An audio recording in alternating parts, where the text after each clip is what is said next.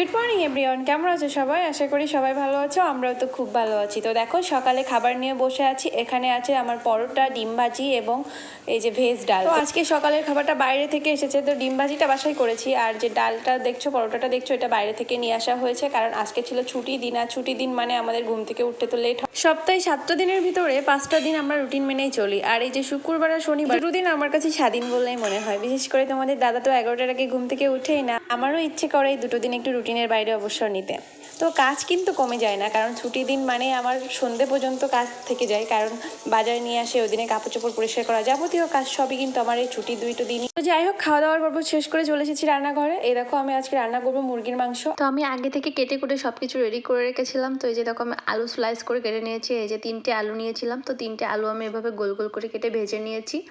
আর এদিকে দেখো আমি কড়াইতে দিয়ে দিয়েছি পেঁয়াজ কুচি, আদা বাটা, রসুন বাটা, এবং আমার মশলাটা ফ্রিজেই করা থাকে, কারণ আমি সবসময় মশলা করে পারি না, কারণ আমার একটা 2 বছরের মেয়ে আছে, ওকে নিয়ে আমি সব কাজ সবসময় করে উঠতে পারি না। এই জন্য আমি মশলা টশলাগুলো আগে থেকেই করে রেখে দিই। তো যখন সুযোগ পাই তখন আমি একসাথে অনেকগুলো মশলা করে রেখে দিই, আর যখন আমি রান্না করি তখন ফ্রিজ থেকে বের করে অল্প অল্প করে ওটা রান্না করি।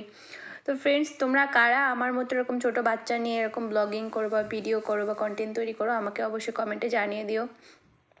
তো আমার কিন্তু অনেক কষ্ট হয়ে যায়, কারণ আমার মেয়েটা অনেক ছোট, তো ওকে দেখভাল করতে হয়, ওর একটা টেক কেয়ারের প্রয়োজন আছে, তার ভিতরে আবার তোমাদের সাথে ব্লগ ভিডিও বা কন্টেন্ট শেয়ার করি।